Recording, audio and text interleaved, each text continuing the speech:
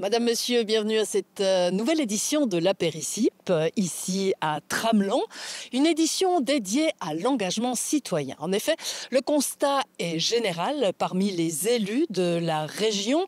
On ne se bouscule pas au portillon pour assumer des responsabilités au sein des conseils communaux ou dans les mairies. Alors pourquoi ce désintérêt pour la chose publique? Quels sont les risques à long terme pour notre société? Et existe-t-il des solutions innovantes pour renforcer notre démocratie locale? Eh bien, on en parle avec nos 4 invités du jour, juste après cette introduction. S'impliquer dans la politique locale demande du temps et de l'énergie, mais les motivations ne manquent pas pour contribuer au bien des communes de la région. Je m'engage principalement parce que les paroles ne suffisent pas et qu'il faut des actes pour faire avancer les affaires communales. Je m'engage pour la commune en raison de mon expérience professionnelle en tant qu'employé du canton de Berne et je peux amener les connaissances que j'y ai acquises. Je m'engage pour ma commune parce que c'est une manière de participer à la vie communautaire et à la vie sociale du village. Je m'engage pour la région, à veiller à la qualité de vie des habitants. Il peut cependant être difficile de rester motivé lorsque les ressources humaines viennent à manquer. À Courtelary, le conseil communal cherche depuis l'année dernière à pourvoir son 7e siège, une charge de travail supplémentaire pour le maire Benjamin Rindlisbacher, qui doit aussi s'occuper du dicaster concerné. On sent la charge de responsabilité et 2-3 affaires montrent que très souvent, lorsqu'il y a des problèmes, on se retourne toujours vers la personne dirigeante et donc c'est le maire ou un président d'une association qui sera tenu pour responsable s'il devait y avoir un manquement et ça c'est quand même une certaine charge sur les épaules du responsable aujourd'hui, je pense. Le manque d'élus touche actuellement près de 5 communes sur 40 dans la région. À Sécourt, le conseil municipal dont fait partie Pierre Moziman a réduit son nombre de sièges pour compenser l'absence de personnes motivées. Ça vient du fait que ça prend beaucoup de temps, que les gens sont beaucoup plus individualistes qu'avant et puis ne veulent plus s'engager. On remarque ça aussi dans les sociétés locales. Le manque de temps et la crainte de ne pas être à la hauteur font partie des facteurs qui décourageraient la population. Pour Mathieu Chénia, conseiller municipal à Tramelan, les partis politiques auraient aussi un impact dans les plus grandes communes.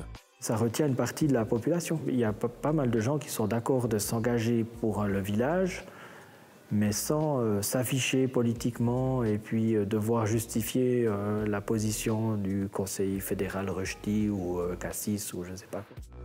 Renforcer les collaborations intercommunales pourrait contribuer à soulager miliciens et miliciennes en fonction.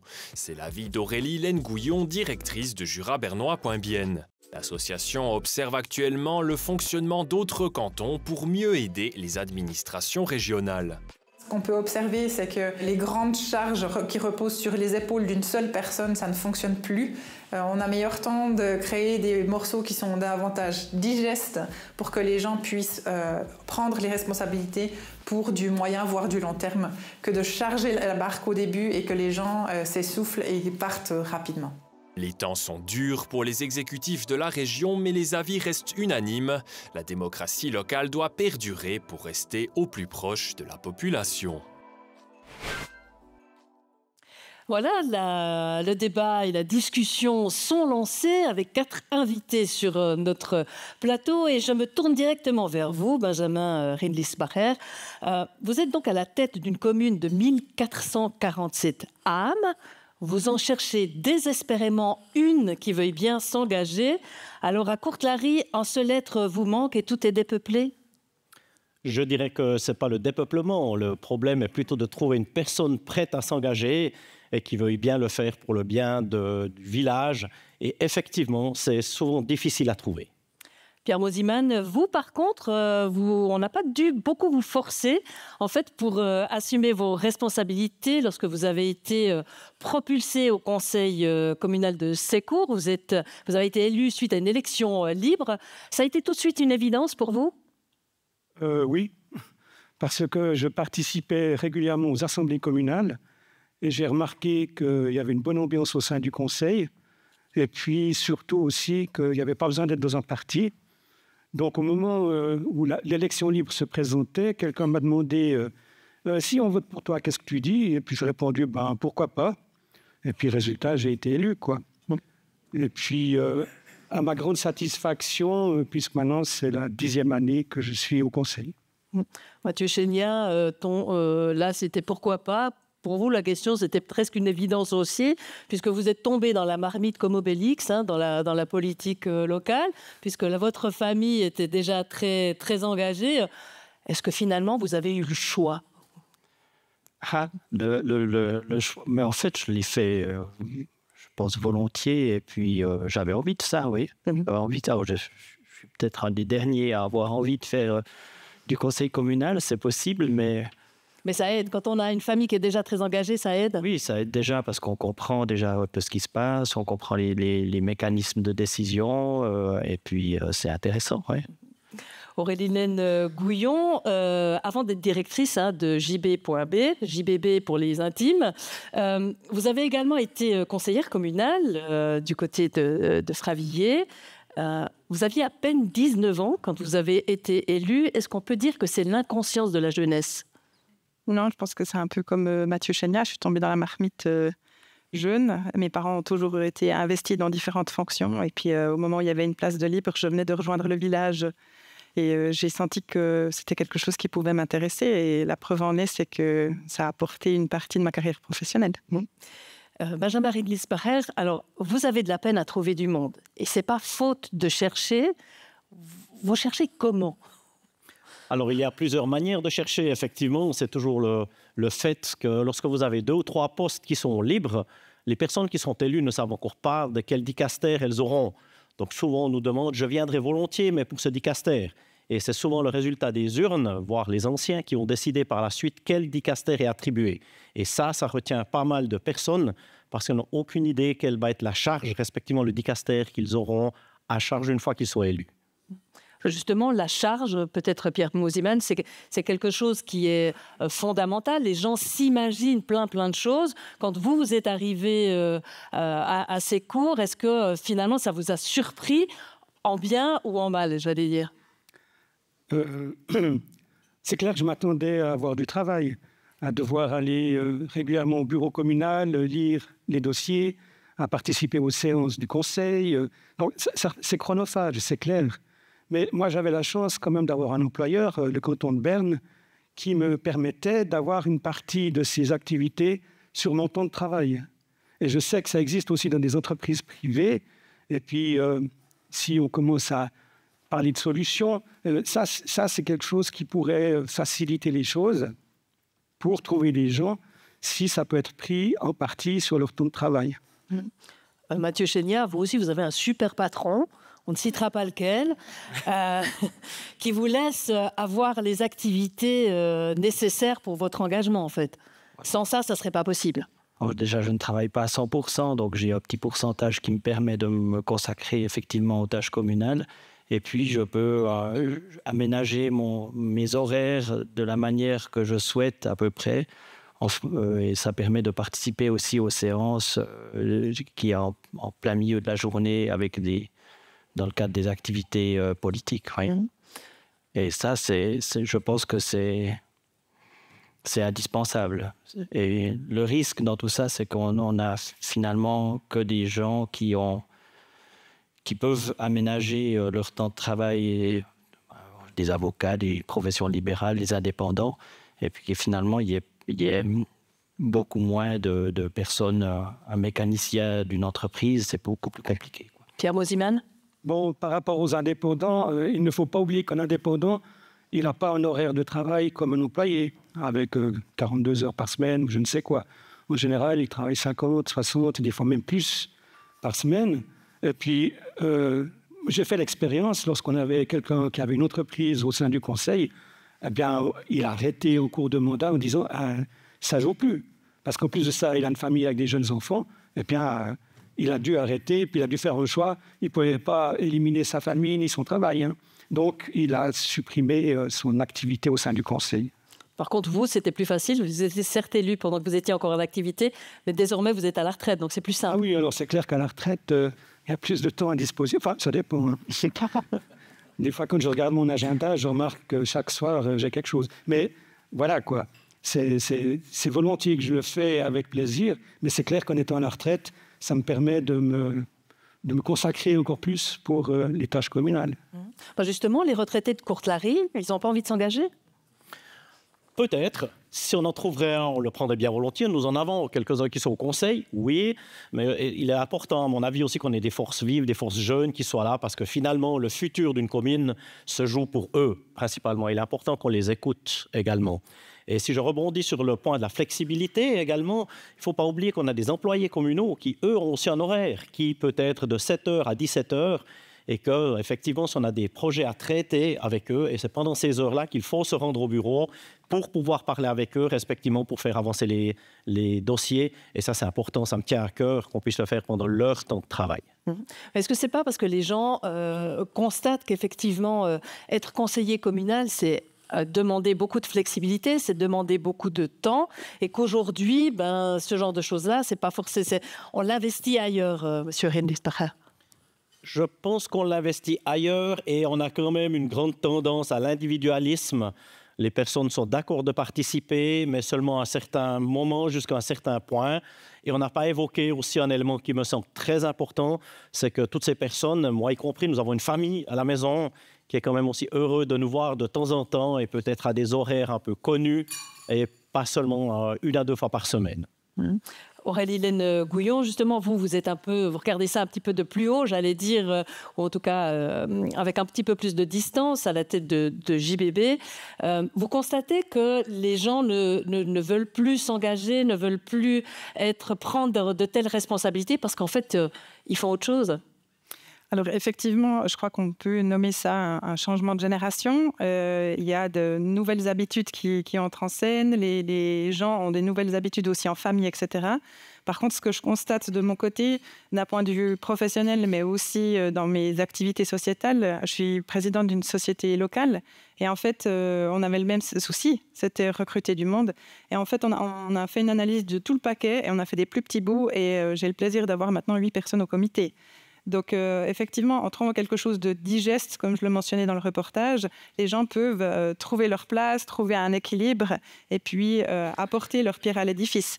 Et c'est souvent les positions de leaders qui font peur. Et c'est vrai qu'on est leader en étant maire, mais on est parfois leader aussi sur beaucoup de projets en étant conseiller municipal. Et là, il y a des personnalités clés à trouver. Et ça, c'est clair, je suis bien consciente que c'est un défi. Mathieu Chénier, on est leader, mais parfois, on est vachement seul, non, comme conseiller communal? Alors souvent, on est bien une équipe de conseil, mais c'est vrai que dans nos dossiers propres, on est parfois un peu seul. Et puis, c'est une pression comme ça qu'on se met nous ou qu'on a sur les épaules sans... Voilà, là, on va faire le projet, par exemple, de station d'épuration, de relier la station d'épuration de Tramelon à Lovresse qu'on va déplacer. C'est un truc à 8-10 millions. Voilà, et il est là. Et puis, il faut le porter. Alors, je ne regarde pas trop le chiffre. Et puis, on y va comme ça. Voilà. Cette idée de devoir décider, en fait, pour toute une population, c'est quelque chose de lourd? Disons que tant que ça va, et puis que le projet roule, et puis qu'il n'y a pas de difficultés, de problèmes d'entente aussi au sein du conseil, ça fonctionne bien, quoi, parce qu'il y a quand même un soutien. Entre nous, à Tramelon, on est un conseil qui fonctionne relativement bien. Donc, si j'ai un problème, je peux un petit peu m'appuyer, mais ça reste que c'est c'est le conseiller municipal qui porte tout ça, qui porte le sac à dos quand même. Un sac à dos lourd, Pierre Mosiman? Oui et non. Oui, parce que c'est des responsabilités, c'est du travail, c'est clair. Mais non, parce qu'on est quand même secondé. Même dans une petite commune, il y a la secrétaire, en l'occurrence, qui est vraiment quelqu'un qui connaît tout, qui est là pour nous aider, etc. Et puis à qui on peut poser des questions pendant toute la journée, à n'importe quelle heure. Donc oui et non. Mais par contre, moi, ce que j'ai souvent entendu, c'est que des gens ne veulent pas s'engager dans le conseil parce qu'ils disent « Ah, mais je n'ai pas les compétences, je n'ai pas les capacités, je n'en sais pas assez. » Et puis moi, ce que j'aimerais dire, c'est qu'il n'y a pas besoin d'être docteur, ingénieur ou je ne sais quoi. Ce qu'il faut, c'est de la bonne volonté, ça c'est clair, et puis du bon sens. Et puis, une fois qu'on se retrouve au sein du conseil, on est secondé dans une grande commune par les services communaux, ça c'est clair, et puis dans une petite commune par le ou la secrétaire qui en connaissent un bon bout, et puis aussi par les collègues du conseil, où il y a une collaboration qui s'instaure. Et puis, il ne faut pas oublier non plus que le canton offre des cours de formation pour les nouveaux élus, ce qui permet d'être introduit et de mieux connaître la matière. Et il y a toujours des possibilités de se perfectionner. Par exemple, il y a aussi les cours pour les secrétaires communaux. Et puis où c'est possible pour un conseiller de s'inscrire pour un module. Par exemple, il y a le dicaster de l'aménagement des constructions et d'aller suivre ces modules aménagement et construction dans ces cours pour les secrétaires communaux. Donc, à mon avis, il ne faut surtout pas avoir peur de ne pas être docteur ou ingénieur. Benjamin Desperrer, justement, cette question des compétences, elle est, je pense, fondamentale de bien. Est-ce que pour être maire, au fond, la question de la compétence, c'est juste réussir à instaurer une bonne ambiance, à savoir lever le verre à l'apéro et à pouvoir réseauter avec les gens? Alors, allons-y dans l'ordre des priorités. On va parler de l'apéro après. Mais je dirais, dans une première phase, effectivement, il n'y a pas d'apprentissage de maire. On le devient soit par l'expérience, soit peut-être par des formations qu'on a fait dans d'autres éléments avant. Mais il est beaucoup plus important d'avoir un conseil qui fonctionne bien, où en tant que maire, on arrive à déléguer les tâches, à suivre les documents, que d'arriver avec des compétences après qui sont toutes faites d'avance. On se retrouve dans une équipe qu'on n'a peut-être jamais vue avant, à la tête de départements qu'on a peut-être très peu connus avant, et il faut que ça tourne entre nous, entre tout le monde, et ça c'est important. Pour la phase 2, oui, le verre à la fin d'une séance, surtout si elle a été un peu chahutée, ou à l'inverse, si on a l'impression que les choses ne se sont pas dites, sont importants. Il est important pour moi que tout soit dit dans une certaine transparence. C'est ça qui fait que dans une équipe, on arrive à avancer aussi après. Bon. En tant que maire, en fait, on a encore une autre position dans un village ou dans une commune. Il y a une vraie pression psychologique un peu sur eux. C'est la première personne vers laquelle on va aller quand on a un problème, en fait, parce que c'est la tête qui représente la commune. Alors, tout à fait. Je pense bien que beaucoup de monde de vous connaissent le nom du maire. Si tout va bien, ils ont son numéro de téléphone. Et donc, pour un arbre, pour un chien, pour un buisson qui dépasse, pour une route qui a un trou, et souvent aussi le week-end, parce que là, les gens ont le temps. C'est là qu'on vous appelle pour dire, mais ça serait le moment de regarder. Et effectivement, c'est bien souvent vous qui êtes à la pointe de l'iceberg. En tant que conseiller communal aussi, Mathieu Chéniat, on est vraiment on devient la cible quand il y a un problème. Alors ça dépend toujours le dicaster dont on s'occupe, mais la personne qui s'occupe du déneigement, je l'ai fait pendant 2 ans, maintenant je ne le fais plus, donc c'est ma collègue, j'ai refilé la patate chaude à mon collègue. Lui, effectivement, en général, il passe un hiver au téléphone à répondre. Voilà, donc effectivement, on est là, on est le représentant de tâches communales où les gens sont souvent exigeants aussi.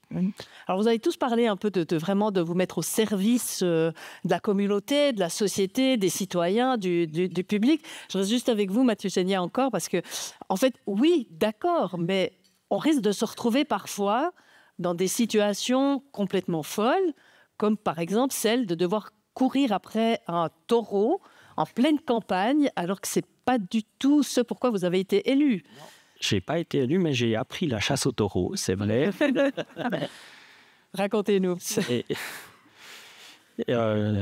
d'ailleurs à cause du canton du Jura, parce qu'ils encore lui, ils avaient organisé une marche pour un anniversaire qui arrivait au Reussy, mais donc qui traversait la commune de Tramelan, un pâturage en particulier.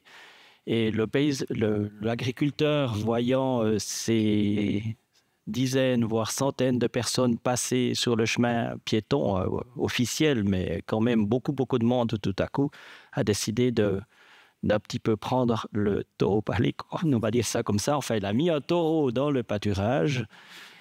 Je me suis retrouvé en plein été, un samedi, avec Madame le maire à l'époque, à chasser un taureau dans un immense pâturage. On ne savait pas trop ce qu'on faisait là au milieu, mais voilà. Donc ça, c'est l'histoire du taureau. Par contre, des fois, il y a des moments assez sympas, Monsieur Mosiman. On peut se retrouver derrière un bar à servir les concitoyens lors d'une fête de village. Et ça, c'est aussi beau dans la charge de conseiller communal. Ah oui, ça c'est sûr. On a fait cette expérience assez courte lorsque le nouveau réservoir a été inauguré en même temps que la rénovation de la route cantonale et où les autorités communales, le conseil a décidé de faire une belle fête avec concours de dessin dans les écoles, etc. Et où aussi a décidé de tenir le bar, quoi. Et puis ça, c'était vraiment sympa de servir la bière et les boissons jusqu'à tard dans la nuit aux concitoyens. Et puis ça permet de lier d'autres contacts que lors de l'Assemblée ou bien lorsqu'ils viennent au bureau communal. Non, ça c'était vraiment une expérience très, très forte. Alors il y a des expériences comme celle-là, et puis il y a aussi l'expérience quand on devient conseiller communal ou maire, où en fait on va apprendre à perdre, j'allais dire, ces illusions, parce que les marges de manœuvre sont assez petites, Pierre Mosiman. Alors ça c'est sûr, hein, j'entends, on parle toujours de l'autonomie communale, hein, c'est un peu une vache sacrée dans le canton de Berne, mais c'est aussi un mythe, en ce sens que l'autonomie communale s'est réduite comme peau de chagrin. Sur le budget total d'une commune, il reste, je ne sais pas moi, 10%, 20% à disposition de la commune pour ses projets. Le reste, ce sont des charges fixes hein, imposées par le canton, par les bases légales, et puis où on ne peut pas faire grand-chose. Mais il reste quand même quelque chose à faire et il y a toujours moyen de prendre des initiatives. Ça vous fait plaisir, Aurélie Goudu, il y a encore un peu d'espoir. Le verre est à moitié plein. Ouais. Je pense qu'effectivement, il y a un potentiel à exploiter. Il faut y aller petit à petit. Mais voilà, le vivre ensemble passe par ce genre de moments où les concitoyennes peuvent rencontrer leurs autorités. Puis ça peut aussi les motiver à s'engager, quoi. Pour vous, Benjamin Ridley-Smarin, c'est quoi le risque maintenant d'être à 6 au lieu de 7? Vous êtes certes répartis les tâches, mais vous avez peur de quoi? Pour l'instant, ce n'est pas la peur de quelque chose, c'est simplement la charge supplémentaire qui, pour les élus qui sont, eux, annoncés pour ces postes, on leur avait vendu la chose comme étant un travail qui représente un certain pourcentage. Le fait qu'il manque quelqu'un, ce manque est réparti sur tout le monde et ça augmente la charge. Donc le risque est actuellement plutôt que cette charge, qui est déjà assez grande, en tout cas pour les nouveaux, devienne tout à coup trop encore pour ceux qui sont actuellement en charge de ces documents. Mais il y a quand même un risque pour la société. Si les gens ne s'engagent pas, qu'est-ce qui va se passer? C'est quand même un peu le fondement de notre démocratie. Comment on peut renouveler tout ça? C'est la grande question. Mathieu Chéniak, quel risque vous voyez pour le fonctionnement de la démocratie locale? Le risque, c'est qu'on n'ait plus qu'une administration qui dirige finalement la vie locale. Ce qui se passe pour moi, c'est qu'en fait, on a un changement géographique, en fait. On n'a plus, par le passé, mais je vais peut-être un petit peu trop... mais il y a 50 ans, notre aire géographique de vie, notre espace de vie s'arrêtait en gros au village. Même moi, quand j'étais jeune, descendre à Bienne, c'était déjà une expérience. Hein. On n'y allait pas tous les jours. C'était déjà un événement dans la vie d'un jeune d'aller à Bienne. Maintenant, un jeune de 16 ans, 17 ans, il y va. Je ne veux pas dire qu'il y va tous les jours, mais il y va régulièrement, il n'y a pas de problème. On a construit des autoroutes, on a mis des trains partout et on a élargi finalement l'espace social qui fait qu'on perd le lien vraiment avec le village directement, quoi. On s'investit pas plus nécessairement dans la société locale du village, mais on va s'investir peut-être aussi dans une société à Saint-Imier ou dans un village à côté. Et on voit ces structures qui évoluent, mais d'un point de vue communal, ça reste très figé à une manière de fonctionner d'il y a 50 ou 60 ans. Alors ça évolue petit à petit, il y a de temps en temps une fusion, d'accord, mais... On va y revenir à la question des fusions, peut-être encore, Pierre Mosiman, par rapport au risque que ça représente pour notre démocratie, en fait, pour ce fondement qui est ce manque d'engagement citoyen, c'est que finalement, c'est toujours les mêmes qui décident, non? Oui, c'est vrai qu'au sein du Conseil, il y a des piliers fixes qui sont là depuis longtemps. Et puis après, des satellites qui changent parce qu'ils n'ont plus le temps, ils en ont marre ou je ne sais pas quoi. Et puis, c'est vrai que pour finir, c'est ces piliers fixes qui prennent régulièrement des décisions pour la commune. Et puis ça, c'est pas très sain pour la démocratie. Mais bon, ça se retrouve aussi lorsqu'on est à l'Assemblée communale, où, bon, je ne sais pas quel est le chiffre exact des ayants droit au vote assez court, disons, je ne sais pas moi, 350-400. Ben, sur ces 350-400, on se retrouve une trentaine à l'Assemblée communale, dont le conseil et les employés communaux, qui représentent une dizaine de personnes. Donc, il y a une vingtaine de citoyens qui prennent les décisions importantes au niveau du budget, au niveau des comptes, au niveau d'investissement et des choses comme ça. Cette trentaine de personnes, elle n'est pas très représentative. Donc, c'est ça le risque, c'est qu'il y a des décisions qui sont prises sans que ça représente quelque chose de significatif par rapport à la commune. Ça, c'est dommage pour la démocratie. En tout cas, ce qui est certain, c'est que dans notre pays, le système de milice, il est important. Je rappelle juste quelques chiffres qui concernent l'ensemble du pays, mais 81% des conseillers communaux exercent leur mandat à titre bénévole, 17% à temps partiel et seulement 2% à plein temps. Ça veut dire quoi? Qu'il faut repenser aujourd'hui, Aurélie Lengouillon, comment s'organisent les communes? Il faut repenser cette organisation et comment on peut la repenser? Vaste question, je sais, mais... Très vaste question. Mais voilà, donc effectivement, oui, je pense qu'il faut se poser les bonnes questions.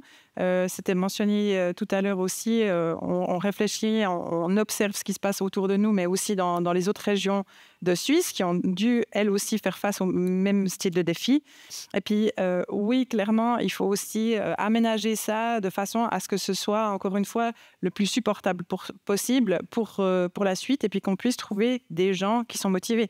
Et peut-être, M. Rindlisbach a très bien expliqué tout à l'heure, c'est ouvrir le dialogue, voir aussi quel dicaster peut avoir de l'intérêt, etc. Parce que moi, la première, je ne signerai pas un chèque en blanc en allant dans une commune. J'aimerais savoir à quelle sauce je vais être mangée, qu'est-ce qui va m'attendre.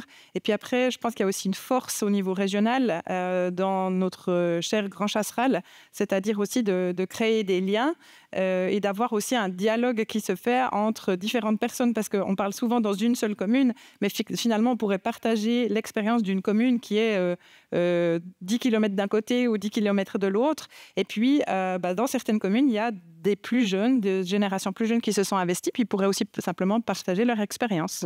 Donc, on revient un petit peu à cette idée d'agrandir l'aire géographique. Au fond, on ne devrait plus être habité dans la même commune pour s'engager dans la commune. C'est une idée qui vous plaît, Benjamin Rindlisbacher? Alors, je crois que c'est inéluctable que dans le futur, on ne pourra pas rester pour les petits villages avec les mêmes charges qui sont maintenant, sans compter que les charges supplémentaires nous sont régulièrement transmises par le canton et qu'il faudra trouver des moyens. On peut parler de fusion, on peut parler de collaboration, on peut parler de rapprochement, mais on va dans cette direction et on va être obligé de poursuivre dans cette direction pour simplifier les tâches et les charges, tant au niveau administratif qu'au niveau du législatif. Alors pour vous, c'est une question de mots, c'est tout? C'est une question de mots, une question de compréhension également. Ça dépend de quel côté on se situe quand on vote. Mais je crois qu'il faut pouvoir compter les uns sur les autres, plus large que son simple village. L'esprit de clocher existe encore, pour ne pas dire pire encore. Alors, l'esprit de clocher existe. Ça dépend de la grandeur du clocher. La Suisse est seule au milieu de l'Europe aussi. Mais si on pense à justement cet agrandissement d'air, ça veut dire qu'on va devoir réorganiser. En discutant entre vous, vous m'avez dit, c'est fou, 3 communes, pratiquement 3 systèmes différents. Est-ce que là, il y a aussi une piste, c'est-à-dire de se dire, au fond, il y a comme une uniformisation du fonctionnement des communes qui devrait être pensée ou réfléchie, Aurélie Lengouillon? Alors là, je pense qu'on va relativement loin en disant qu'il faut uniformiser. Par contre, j'aimerais rebondir sur ce que disait M. Mosiman. Il y a la dimension de l'autonomie d'une commune et puis il y a la vie locale, l'esprit de clocher. Effectivement, il faut avoir du temps à consacrer pour cette vie locale qui est importante. C'est ce que la population voit au quotidien, c'est l'ambiance, les moments à partager. Et puis, de l'autre côté, il y a la mutualisation. Et je dirais là où la valeur ajoutée pour la commune même est moindre et où là, ça vaut la peine de mutualiser, travailler ensemble. Et là, clairement, le lien doit se faire et au-delà de la commune voisine, carrément dans certains cas au niveau de la région entière. Quand vous parlez de mutualisation des tâches, concrètement, vous pouvez nous donner des exemples? Alors, il y a plusieurs pistes qui sont ouvertes ou en réflexion. Il y a le domaine de l'administration des permis de construire, où effectivement, c'est le moment de se poser la question. C'est un domaine extrêmement spécialisé. Et je pense que M. Mosiman n'osera pas me contredire. Et puis, après, il y a aussi tout ce qui est le domaine des RH. Aujourd'hui, une commune, c'est une commune politique, mais c'est aussi une commune employeur qui a des employés. Et il faut aussi gérer cette dimension-là, qui permet à la fois d'accompagner les personnes qui s'engagent comme miliciens. Donc, c'est aussi important de renforcer ce côté-là. Et là, cette dimension RH, droit public, important de le préciser, ce n'est pas la même chose que le droit privé. Là, il y a aussi moyen de mutualiser. Oui.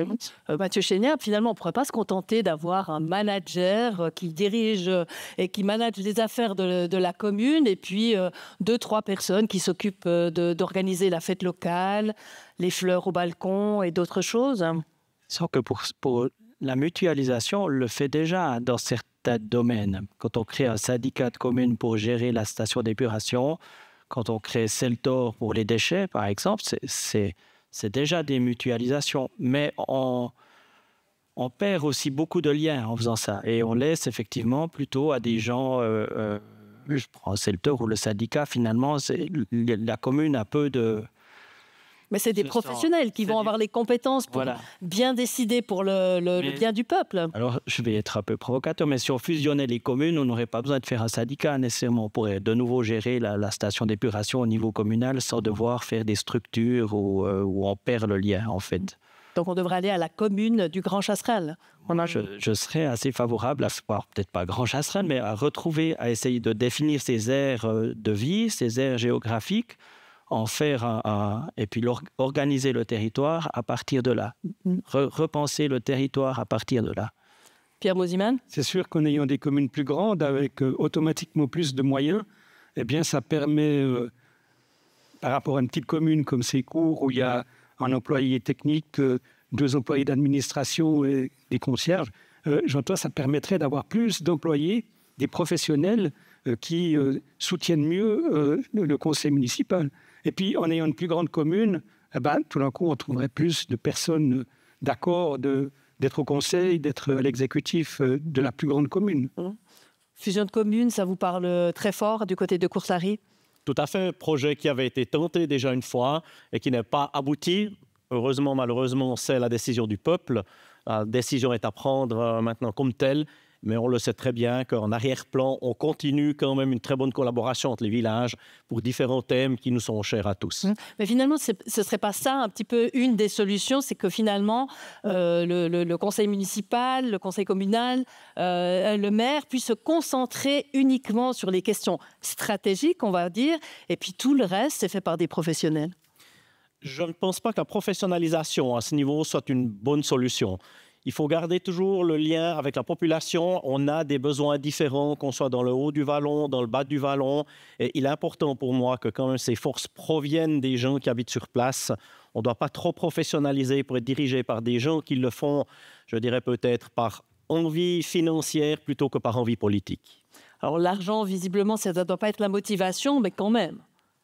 Est-ce qu'on ne doit pas un petit peu mieux valoriser le travail des élus, se rendre compte de tout ce qu'ils font pour le bien de la communauté, Aurélie-Hélène Couillon ? Alors, c'est une vaste question. Je crois qu'on peut dire qu'on a aussi aujourd'hui avec nous des communes avec des situations extrêmement différentes d'un point de vue budgétaire et du coup, toutes n'ont pas les mêmes moyens. Par contre, effectivement, valoriser, je pense que c'est un point clé, c'est-à-dire, encore une fois, pour l'expérience personnelle, l'expérience professionnelle, l'expérience sociétale, dans son parcours de vie, c'est un élément. Et puis ça, c'est quelque chose que je trouve qu'on oublie. Et M. Mosiman donnait l'exemple, on n'a pas besoin d'être ingénieur ou docteur. Ben oui, mais c'est aussi une expérience qui nous amène quelque chose dans la vie et qui nous ouvre des portes. Et je pense que pouvoir dire que j'en suis la preuve. C'est un peu comme l'idée avant le service militaire ou quand on grade à l'armée, on a comme un bonus sur le CV, de venir s'engager pour la commune, ça serait un peu l'idée ? Alors effectivement, ça devrait être un point clé. Et puis si on a des personnes qui nous écoutent dans le domaine des RH, voyez ce point-là comme un point fort et pas comme une faiblesse. Mathieu Chénière, la professionnalisation pour qu'on puisse fonctionner un peu en préparant cette discussion. Vous me parliez un peu, ça serait cool de voir si des gens peuvent fonctionner un peu comme des guildes de quartier en fait. Oui, alors, c'est une idée, hein. C'était de dire, on fait cette fusion générale, on mutualise les tâches, les conduites d'eau, je ne veux pas dire que ça n'intéresse personne, mais voilà, c'est tellement spécifique, il y a tellement de règlements, de choses, on ne peut rien décider politiquement parlant, à part de dire on fait celle-ci avant celle-là. Donc ça, on peut mutualiser, on peut gérer ça, que ça soit à Cours ou à Tramelan, finalement, c'est la même chose. Et on essaye de retrouver du lien avec la population locale en ayant un petit peu comme les guildes à Bienne, des guildes de quartier, des associations de villages ou des commissions de villages qui ont aussi des responsabilités ou qui s'occupent d'aller boire des verres avec les citoyens pour l'inauguration du réservoir, qui s'occupent de donner un avis quand effectivement il y a des travaux dans la route en disant attention ici, etc., qui retrouvent un petit peu des choses un peu concrètes où on a encore quelque chose à dire. Et puis la grandeur du tuyau, c'est pas tellement le politicien en soi qui peut le faire. Donc ça peut aller effectivement à un niveau supérieur. Redonner au fond du sens à cet engagement, retrouver le sens communautaire, redonner du sens et peut-être aussi, est-ce que le respect au fond de la fonction, c'est perdu au fil du temps et c'est ça qu'il faudrait pouvoir reconstruire quand je parle de revaloriser le travail des élus? En partie, oui. Il est clair qu'on me raconte dans le temps où monsieur le maire traversait le village, on le respectait, son avis était pris comme étant quasiment une décision. Aujourd'hui, ça se passe tout autrement, également au sein des conseillers, lorsqu'on leur adresse des paroles, des griefs, parfois sur des tons, je dirais clairement inappropriés. Enfin, ce sont des gens qui travaillent pour le bien de leurs collègues, qui ont été élus ou non, mais qui sont là pour le bien. Et c'est une tâche qui doit être reconnue et pour laquelle elle mérite un énorme respect qui, malheureusement, parfois se perd. Se perd. Est-ce que dans l'époque actuelle que l'on vit, on le voit, on se lâche un peu plus aujourd'hui en politique. Le politiquement correct n'existe pratiquement plus, on va dire. Les réseaux sociaux sont là. Est-ce qu'en tant que maire, là, vous sentez vraiment qu'il y a encore davantage de pression et que très vite, en fait, ça peut déraper? Alors, ça peut déraper relativement rapidement. Pourquoi? Parce que les Natel sont présents partout, parce que tout ce qu'on dit est souvent enregistré ou retenu. Je rebondis sur le fait de servir quelques verres un soir autour d'un bar. Ça dépend à quelle heure ça finit ou comment ça finit ou quel est le genre de discussion que l'on a. Vous êtes sûr que dans la semaine à suivre, vous avez ou une remarque au mieux positive, au pire très négative, sur un moment que vous pensiez être festif avec vos concitoyens. Et là, c'est parfois le regret qu'on n'arrive plus à discuter, je dirais, de bon sens autour d'une table. Pas besoin d'être autour d'un bar, mais de bon sens autour d'une table sur un problème qui ne trouvera peut-être pas de solution ce jour-là. Pierre Boziman, est-ce que ça, c'est aussi une crainte qu'on peut avoir quand on a une responsabilité comme la vôtre, c'est qu'on doit mesurer en fait tout ce qu'on dit? Bon, j'ai pas l'habitude de ne pas dire ce que je pense. Donc voilà, c'est comme ça. Et puis, je dirais, il y a surtout, comme dans toutes les communes, il y a des mauvais coucheurs, des gens qui n'acceptent pas qu'on leur dise non, et puis qui, tout d'un coup, ne sont pas contents, vont jusque même à déposer une plainte pénale pour abus d'autorité, parce qu'on n'a pas délivré un permis de construire, alors que c'était hors de la zone à bâtir et que c'est l'OACOT qui décide. Donc les autorités communales n'avaient rien à dire. Mais en attendant, j'ai quand même eu une plainte pénale pour abus d'autorité. C'est clair, ça a été liquidé, etc. Mais j'entends... ça va, je suis retraité. Mais si j'avais été à la recherche d'un emploi, par exemple, et puis que je dois donner mon curriculum, et puis tout d'un coup un extrait de casier judiciaire, si mon futur employeur auprès duquel je postule voit que j'ai une plainte pénale pendante, eh ben, tout d'un coup, ça influence négativement. Donc... ouais, mais ça, c'est vraiment des exceptions. Hein. Je pense que c'est juste un ou deux mauvais coucheurs, comme il en existe dans toutes les communes. Aurélie-Hélène Gouillon, JBB, a une histoire hein, derrière elle, cette association. Une histoire un peu tourmentée quand j'ai préparé cette émission avec les différentes communes où c'est pas toujours facile d'accepter l'intervention de JBB, les modèles de JBB, qu'on vienne en fait comme une espèce d'instance supérieure qui vient dire ce qu'on doit faire. Est-ce que c'est quelque chose que vous ressentez ? Alors écoutez, je me permets de rappeler ici que j'ai commencé au 1er janvier de cette année à la tête de JBB et puis qu'effectivement, il y a des historiques qui existent, mais l'idée c'est de regarder devant et je rappelle que JBB est un organe en soutien aux communes et pas en dessus des communes. Et ma foi, si parfois il y a des mauvaises interprétations, j'invite les gens à ouvrir le dialogue. Si jamais mon bureau est à la Couronne-à-Sonsbeau, cœur du Grand Chasseral, et j'accueille volontiers les gens qui ont besoin d'échanger sur un sujet ou un autre. Pierre Bosiman, vous réagissez ? Ce que je veux ajouter, c'est que JBB, je connais JBB depuis longtemps. Hein. Déjà, quand je travaillais pour le canton, je travaillais avec JBB. Et c'est vraiment au service des communes. Et JBB s'est bien réorganisé il y a quelques années maintenant. Et il y a des commissions, différentes commissions, où les communes sont représentées directement. Et il y a notamment une commission qui s'appelle Communes solidaires, et où là, l'idée, c'est justement de viser ces mutualisations pour les petites communes qui n'ont pas de services comme les grandes communes, des professionnels hein, qui sont à leur disposition. Et puis là, je dois dire qu'il y a des choses qui sont vraiment bien qui se passent. Alors, comme toujours dans cette émission, nous avons des questions qui nous viennent, puisque cette émission est enregistrée en public, qui nous viennent du public. Alors, on va peut-être juste revenir sur cette idée que vous êtes tous des miliciens. Et que le bénévolat, c'est peut-être en fait le vrai problème. Je parlais de professionnalisme, mais ça revient en disant que peut-être aujourd'hui, à l'époque actuelle, à l'heure actuelle, c'est plus possible le bénévolat. Et que vous le disiez aussi, tout le monde est engagé ailleurs, donc il faut peut-être mieux rémunérer les élus et penser à leur offrir davantage. J'ouvre la discussion, donc peut-être Monsieur Rinlis-Pacher, peut-être d'abord. Rémunération, grand problème, grande discussion qu'on a toujours. Quelle est la valeur d'un maire ? Quelle est la valeur d'un conseiller ? Quelle est la valeur qu'on peut donner ? Effectivement, on sait très bien que ces gens-là, très souvent, lorsqu'ils s'engagent pour la commune, gagnent moins à l'heure que ce que leur donnerait leur patron. Et c'est malheureusement parfois là que le bas blesse. Et je suis bien conscient que les heures qui sont perdues au travail seront moins bien rémunérées dans une commune.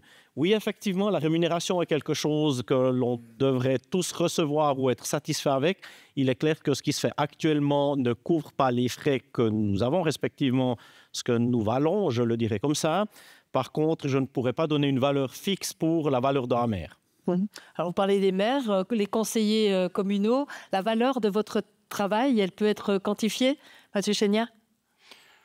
Je ne sais pas si c'est moi qui ai un problème avec l'argent, mais je ne sais pas du tout combien je gagne en tant que conseiller. En fait, je crois que je note un petit peu des heures quand tout à coup j'y pense, mais voilà. Donc, il n'y a pas de vraiment, en tout cas de ma part, il y a aucune. On pourrait augmenter ou diminuer ma paye à la fin de l'année. Je pense que ça me motiverait pas plus pour m'engager. Alors peut-être pas vous, Pierre Bosiman, vous non plus, je sais que vous êtes engagé pour d'autres raisons, mais est-ce que là, il n'y a pas aussi un peu le nœud du problème ? Bon, je ne sais pas si c'est la solution pour trouver des gens motivés, si on les paye bien. Parce que...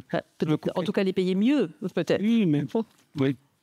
Bon, c'est clair, parce que ce que je gagne comme conseiller municipal, c'est pas grand-chose. Hein, puis, mais je ne suis pas au conseil municipal pour ça, c'est clair. J'attends, voilà, c'est par intérêt, par passion. Vous voulez réagir, Aurélie Lengouillou ? Oui, alors je précise, moi je ne suis pas milicienne, hein, j'ai été engagée bien sûr. Bernard-Point-Bienne, mais par contre j'ai été milicienne et c'est vrai que la question de l'argent, ce n'était pas la première priorité. Par contre, il y a toute la dimension du sens de l'action et je pense que c'est ça aussi qui doit être mis en avant parce que c'est clair, mes collègues aujourd'hui ont mis sur la table certains éléments, mais il y a aussi beaucoup d'éléments qui sont extrêmement positifs et qu'on doit absolument renforcer auprès de la population pour comprendre ce sens. Et encore une fois, vous l'avez mentionné, la force de notre démocratie est sur la base des communes. Et si on veut aujourd'hui prendre soin de notre démocratie, il faut commencer par les communes. Alors, on commence par les communes, mais on est quand même régi, chacun et chacune de nous est régi par des valeurs. Vous faites partie d'un collège qui prend des décisions. Comment, en fait, c'est une question, comment parvenez-vous à concilier vos valeurs avec le devoir de collégialité, Monsieur Rindelis, parfait. Alors pour moi, la valeur la plus importante dans le cadre d'un conseil, c'est finalement une décision du conseil. C'est qu'à un certain moment, le conseil est derrière une décision. On ne dira jamais c'est 4 contre 3 ou le maire a dû trancher. Mais ce qui est important, c'est que la valeur, nous représentons une décision qui a été prise au sein de cette entité. Et pour moi, c'est important qu'après, elle soit respectée. Il arrive, heureusement ou malheureusement, qu'un conseiller doive aller défendre un dossier pour lequel il était contre et qui a été accepté devant la population. Ça cause parfois certains soucis, mais je crois que c'est important quand même qu'on se rende bien compte. Nous sommes tous dans le même bateau et une fois que le cas est décidé, c'est une décision du conseil et on va la défendre en ce sens-là. Pierre Bosiman, concilier ses propres valeurs avec la décision du collège? Alors, les propres valeurs, les valeurs personnelles, elles s'expriment lors de la discussion avant la décision. Et puis là, des fois, c'est assez chaud, il faut le reconnaître, quoi. Parce qu'on n'est pas toujours du même avis, et puis on tient à défendre nos valeurs qui sont parfois différentes de celles du voisin. Mais à la fin, on prend une décision, et puis c'est vrai que c'est fondamental par rapport à un exécutif communal, mais c'est la même chose, un exécutif cantonal ou au Conseil fédéral. Il faut respecter cette collégialité. C'est fondamental, je pense, pour le fonctionnement de notre système suisse qui est unique, où il n'y a pas un président qui a tous les pouvoirs ou qui en prend encore plus. Enfin, je pense que c'est fondamental. Mathieu Chénier? Défendre des valeurs au sein d'un conseil communal alors que 90% du budget, on n'a rien à dire, il reste peu de place finalement. Hein. Or, on est plus parfois là pour expliquer les règles ou les lois supérieures ou les accords qu'on a avec d'autres. Oui, donc les valeurs, elles perdent un peu quand même de la place là-dedans. Mais oui, on s'engueule un peu parfois, oui. Oui.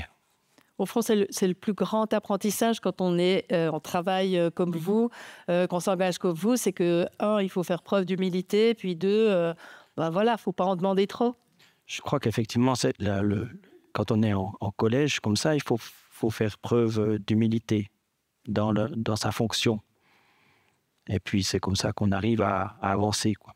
On ne peut pas arriver là en voulant imposer ses valeurs.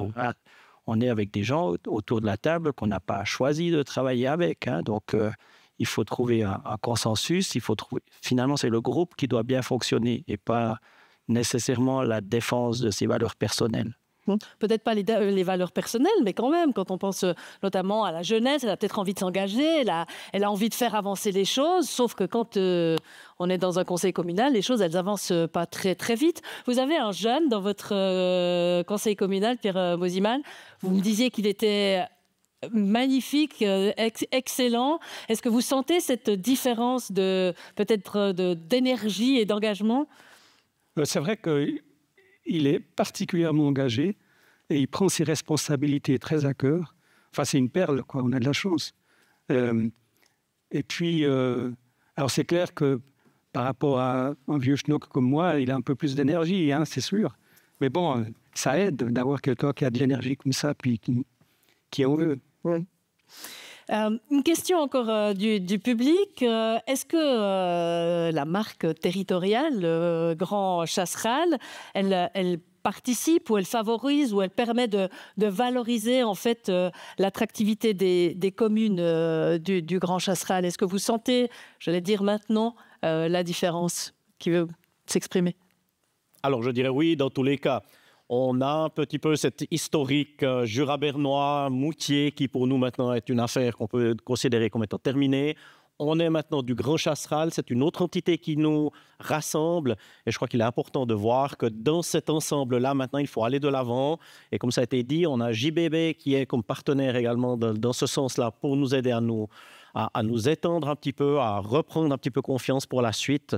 Et c'est très important pour moi que cette entité ait aussi bien marché qu'on puisse profiter aussi de la réclame qu'il y a là, à ce niveau-là.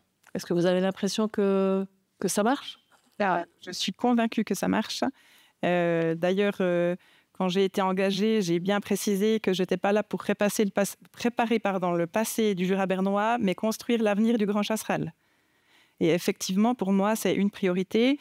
Et pour rebondir sur les propos de M. Hendricks-Bacher, au mois de mai, on a une assemblée des membres de JBB. Et la présentation qui sera faite, c'est justement, en tant que commune, comment on peut utiliser au mieux l'image de Grand Chasseral dans son administration et pour sa commune. Donc, ça arrive, d'ici le mois de mai, vous aurez beaucoup de réponses. Alors, l'engagement citoyen, évidemment, ce n'est pas seulement au niveau des autorités, mais c'est aussi le citoyen lui-même qui s'engage, c'est-à-dire qu'il vient aux assemblées communales, qu'il vote, qu'il participe aux décisions de sa commune. La question posée par le public, comment augmenter l'attractivité de la fréquentation aux assemblées communales? Qui a la formule magique? Mathieu Génière. Alors nous, on n'a pas d'assemblée communale, hein, donc on a refilé un petit peu la patate chaude au parti. On a un conseil général, donc aussi où il faut trouver des membres, donc c'est parfois compliqué pour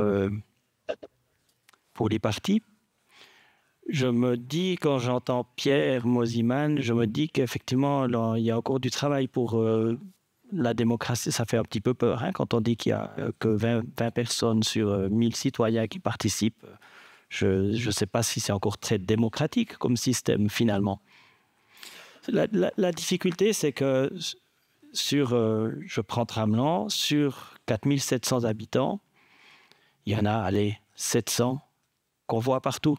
C'est les mêmes qui s'investissent dans les sociétés locales, qui vont faire de la politique, qui vont aller à la fête du village, qui participent au concert. Alors, on peut enlever après les personnes âgées, les bébés et les enfants, mais il reste quand même 3000, 3500 personnes qu'on ne voit pratiquement nulle part, si on veut, qui ne sont pas actifs. Et comment on arrive à les... Alors, ça peut être des étrangers, il faut se poser la question. Il y a quand même beaucoup de gens maintenant qui n'ont pas les papiers, qui ne sont pas citoyens suisses à proprement parler. Et c'est des gens quand même qui font le village, donc qu'on devrait pouvoir... intégrer, pour redynamiser. Ouais. Comment on fait pour refaire venir les gens aux assemblées communales? Alors, on a tenté un soir de se dire, tiens, c'est peut-être les jeunes parents qui n'arrivent pas à venir, c'est-à-dire mettre à disposition un système de garderie pour les enfants. Succès très, très, très mitigé, pas de résultat. À l'inverse, ces gens-là, on les verra un soir après, à deux, manger tranquillement au restaurant. Donc, ils auraient trouvé une solution pour s'occuper de leurs enfants. On a essayé la bonne vieille méthode de le dire clairement qu'à la fin, il y aura une verrée. Oui, ça marche. Peut-être pas forcément avec les personnes que vous aimeriez avoir à l'Assemblée, mais vous avez plus de monde qui vient. Et voilà, peut-être la faire à 9h le matin serait une autre possibilité au lieu d'un soir. Je ne sais pas, mais je suis preneur aussi de quelques bons conseils pour qu'on ait plus de citoyens qui viennent. Oui, alors dans la réflexion, et le dialogue a eu lieu pas plus tard que hier, certes de façon informelle, mais c'était souvent dans les médias, on communique après l'Assemblée. Donc on entend les résultats de l'Assemblée, etc. Et puis c'était d'encourager à avoir une communication en amont, en fait, pour inviter la population à participer.